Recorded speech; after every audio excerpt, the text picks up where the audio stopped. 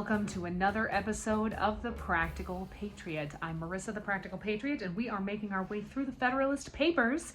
And so today we are going to read Federalist number 24, which is entitled, "The Subject Continued with an Answer to an Objection Concerning Standing Armies."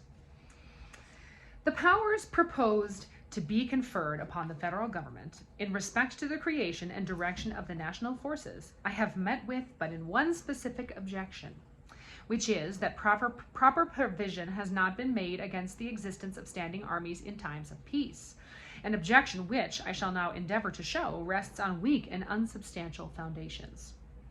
It has indeed been brought forward in the most vague and general form, supported only by bold assertions, without appearance of argument,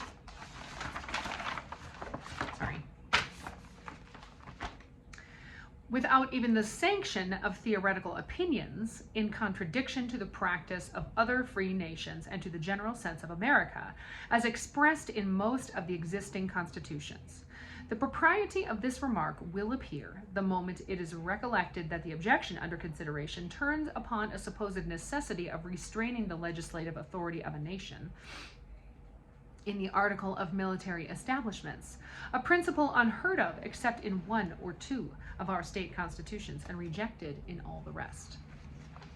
A stranger to our politics, who was to read our newspapers at the present juncture without having previously inspected the plan reported by the convention, would be naturally led to one of two conclusions: either that it contained a positive injunction that standing armies should be kept up in time of peace, or that it vested in the executive the whole power of levying troops without subjecting his discretion in any shape to the control of the legislature. If he came afterwards to peruse the plan itself, he would be surprised to discover that neither the one nor the other was the case, that the whole power of raising armies was lodged in the legislature, not in the executive, that this legislature was to be a popular body consisting of the representatives of the people periodically elected, and that instead of the provision he had supposed in favor of standing armies, there was to be found, in respect to this object, an important qualification, even of the legislative discretion, that in that clause which forbids the appropriation of money for the support of an army for any longer period than 2 years, a precaution which, upon a nearer view of it, will appear to be a great and real security against military establishments without evident necessity.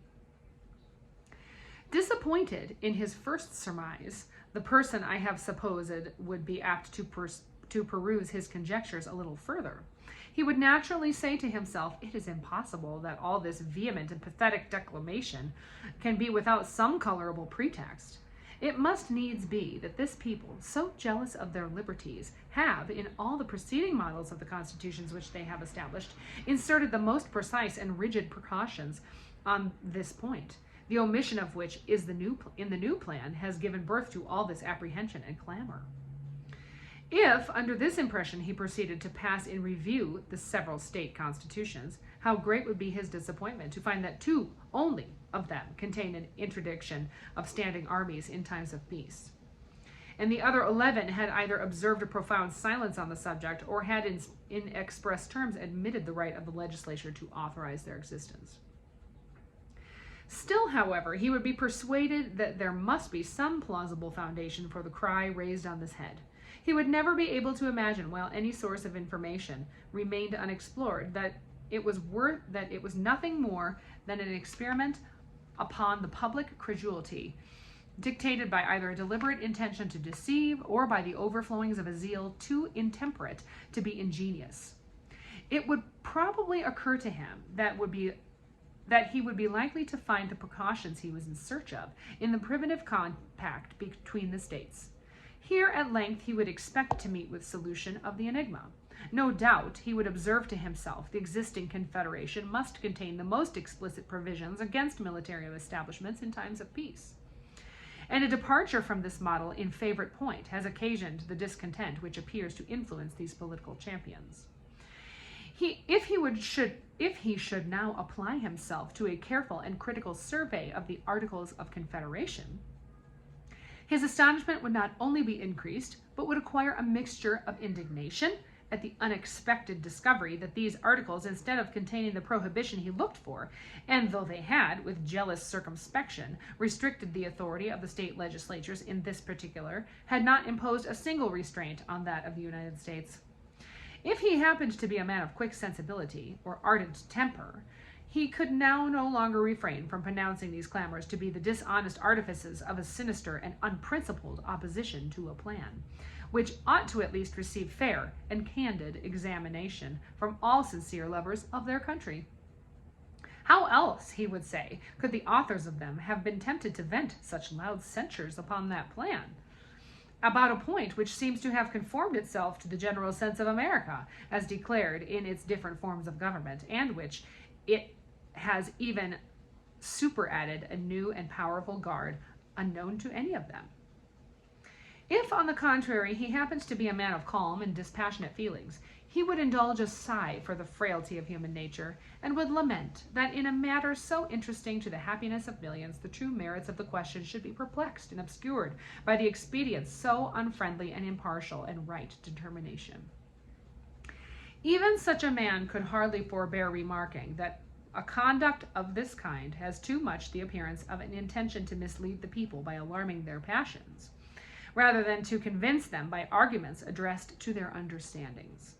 But however little this objection may be countenanced, even by precedents among ourselves, it may be satisfactory to take a nearer view of its intrinsic merits. From a close examination, it will appear that restraints upon the discretion of the legislature in respect to military establishments would be improper to be imposed, and, if imposed from the necessities of society, would be unlikely to be observed. Though a wide ocean separates the United States from Europe, and yet there are various considerations that warn us against an excess of confidence or security. On one side of us, stretching far into our rear, are growing settlements subject to the dominion of Britain. On the other side, and extending to meet British settlements, are colonies and establishments subject to the dominion of Spain. This situation and the vicinity of West India Islands belonging to those two powers create between them, in respect to their American possessions and in relation to us, a common interest.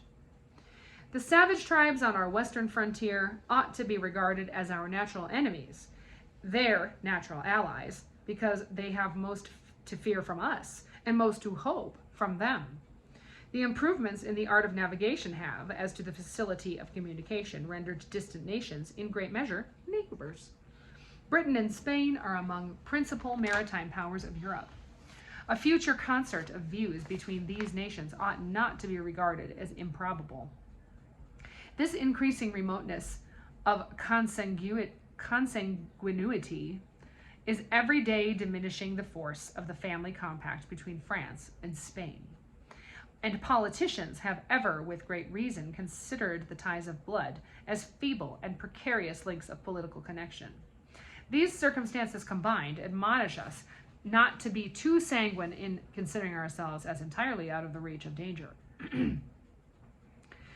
Previous to the Revolution, and ever since the peace, there has been a constant necessity for keeping small garrisons on our western frontier. No person can doubt that these will continue to be indispensable if it should only be to guard against the ravages and the depredations of the Indians. These garrisons must either be furnished by occasional detachments from the militia or by permanent corps in the pay of the government. The first is impracticable, and if practicable, would be pernicious. The militia in times of profound peace would not long, if at all, submit to be dragged from their occupations and families to perform that most disagreeable duty. And if they could be prevailed upon or compelled to do it, the increased expense of a frequent rotation of service and the loss of labor and disconcertion of the industrious pursuits of individuals would form conclusive objections to the scheme. It would be as burthensome and injurious to the public as ruinous to private citizens.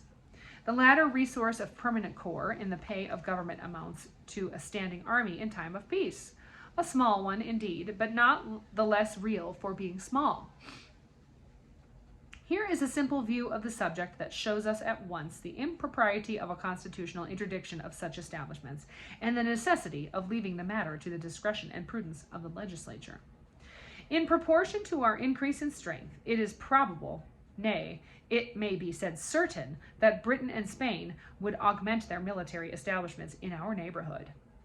If we should not be willing to be exposed in a naked and defenseless condition to their insults or encroachments, we should find it expedient to increase our frontier garrisons in some ratio to the force by which our western settlements might be annoyed. There are and will be particular posts, the possession of which will include the command of large districts of territory and facilitate future invasions of the remainder. It may be added that some of those posts will be keys to the trade with the Indian nations. Can any man think it would be wise to leave such posts in a situation to be at any instant seized by one or the other of two neighboring and formidable powers? To act this part would be to desert all of the usual maxims of prudence and policy. If we mean to be a commercial people, or even to be secure on our Atlantic side, we must endeavor as soon as possible to have a navy. To this purpose, there must be dockyards and arsenals, and for the defense of these, fortifications, and probably garrisons. When a nation has become so powerful by sea that it can protect its dockyards by its fleets, this supersedes the necessity of garrisons for that purpose. But where naval establishments are in their infancy, moderate garrisons will, in all likelihood, be found an indispensable security against descents for the destruction of the arsenals and dockyards, and sometimes of the fleet itself. December 19th, 1787, Alexander Hamilton.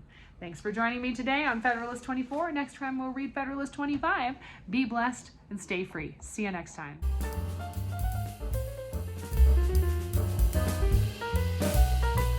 Thanks for watching The Practical Patriot. Like and subscribe below. That's right.